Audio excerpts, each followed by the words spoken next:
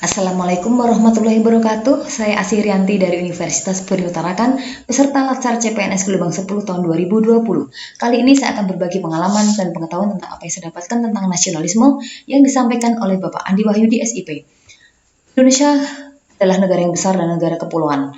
Ketahui bahwa memiliki visi dan misi pembangunan 2005 sampai 2025, yaitu Indonesia yang mandiri, maju, adil, dan makmur. Nah, kemudian saya rangkum bahwa nasionalisme adalah paham atau ajaran untuk mencintai bangsa dan negara sendiri yang bersifat kenasionalan. Hal ini dapat diimplementasikan melalui Pancasila, yaitu yang terdiri dari 5 sila. Yang pertama adalah ketuhanan yang Maha Esa. Misalnya, dalam implementasinya adalah menempatkan Pancasila secara proporsional. Negara menjamin kemerdekaan masyarakat untuk beragama. Yang kedua adalah kemanusiaan yang adil dan beradab. Ini dapat kita implementasikan misalnya melaksanakan politik luar negeri bebas aktif, melindungi segenap bangsa dan mencerdaskan kehidupan bangsa, serta adil dalam hukum. Yang ketiga, persatuan Indonesia, yaitu bisa mengakui keberagaman yang ada di Indonesia ini dan mengakui hak-hak dalam setiap warga negara Indonesia. Yang keempat, kerakyatan yang dipimpin oleh hikmat kebijaksanaan dalam permusyawaratan perwakilan. Ini dapat diimplementasikan dalam adanya demokrasi dan musyawarah di Indonesia dan punya landasan untuk bermusyawarah dalam mengambil keputusan. Kemudian yang kelima, keadilan sosial bagi seluruh rakyat Indonesia. Hal ini dapat dilakukan dalam perwujudan keadilan sosial di tingkat masyarakat dan memiliki kesempatan yang sama bagi setiap warga negara dan akses layanan dan pengambilan keputusan. Nah, selanjutnya kita akan ketahui bahwa peraturan perundang-undangan itu bersifat 3. Yang pertama adalah sifatnya tertulis. Ini sudah jelas dan menjadi acuan atau rujukan bagi setiap yang melakukan untuk aktivitas. Kemudian yang kedua adalah sifatnya mengikat atau secara umum dan ditetapkan oleh lembaga negara, pejabat yang berwenang, misalnya presiden, menteri, gubernur, dan sebagainya. Nah, selanjutnya bahwa ada tugas ASN itu ada 3. Yang pertama adalah pelaksana kebijakan publik, yang kedua adalah pelayanan publik, yang ketiga ASN sebagai perekat dan pemersatu bangsa. Kita akan bahas satu persatu. Yang pertama adalah bahwa pelaksanaan kebijakan publik itu tertuang dalam Undang-Undang Nomor 5 Tahun 2014 tentang ASN dan pasal 1 sampai 6 serta pasal 13 sampai 20. Nah, ini kita lihat bahwa ASN itu berperan sebagai perencana, pelaksana, dan pengawas. Jadi semua ini harus bebas politik dan KKN ini dalam pasal 1 sampai 6. Kemudian pasal 13 sampai 20 bahwa jabatan ASN itu ialah ada 3. Yang pertama adalah jabatan administrasi yaitu staf pelaksana, yang kedua jabatan fungsional yaitu yang punya angka kredit misalnya dokter, guru, dosen dan sebagainya, dan sebagai jabatan pimpinan tinggi yaitu misalnya struktural.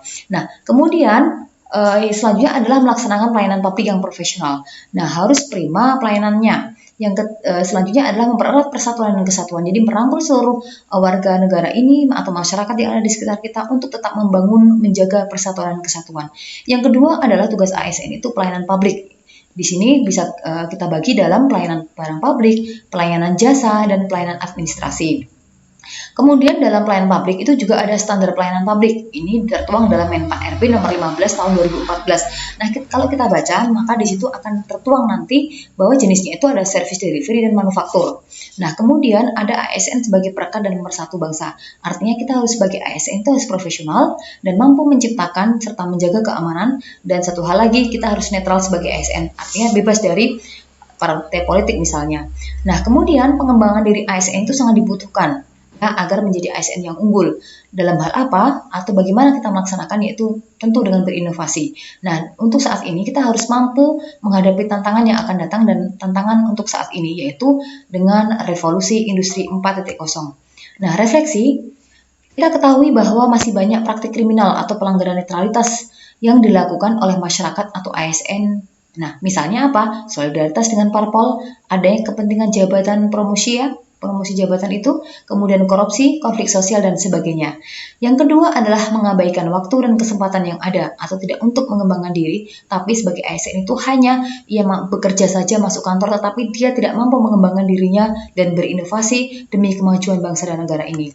Nah, kemudian kita sebagai ASN, sebagai PNS ini harus mampu memajukan diri kita, mengembangkan diri kita, dan membentengi diri kita dari sikap-sikap kriminal, sikap-sikap yang tidak sesuai dengan peran ASN. Yang pertama adalah kita harus meningkatkan iman dan takwa kita. Ketika kita memiliki iman dan takwa yang kuat, maka diri ini akan adanya sikap-sikap yang positif saja dan terhindar dari sikap-sikap yang negatif. Yang kedua adalah meningkatkan pemahaman tentang nilai Pancasila.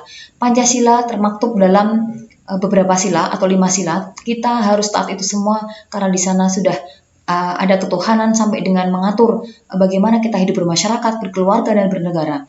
Kemudian 3, meningkatkan pemahaman peran ASN. Ada 3 peran ASN itu. Kita sebagai ASN yang baik, jangan sampai kita melanggarnya, tapi bagaimana kita meningkatkan semuanya itu dan kita menjaga peran dari ASN. Kemudian yang keempat adalah meningkatkan diri dalam pengembangan kinerja sebagai ASN. Jadi pengembangan diri ini untuk diri kita sendiri, untuk orang lain, dan tentu untuk kemajuan bangsa dan negara. Tadi saya sampaikan bahwa kita bisa melakukan inovasi melalui mengikuti perkembangan revolusi industri 4.0.